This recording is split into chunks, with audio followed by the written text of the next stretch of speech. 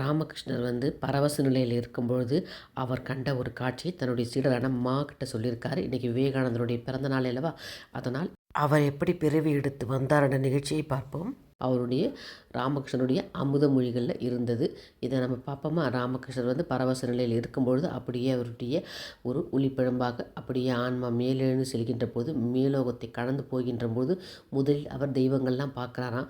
அதுக்கப்புறம் இன்னும் அடுத்த நிலைக்கு போகும்பொழுது ரிஷிகள்லாம் தியானம் பண்ணிக்க இருக்காங்களாம். அதையும் கடந்து போகும்போது ஒளிப்பிழம்பு ஒன்று பார்க்குறாராம். அந்த ஒளிப்பிழம்புக்குள்ளே போகும்போது ஒரு குழந்தையாக போகிறாராம்.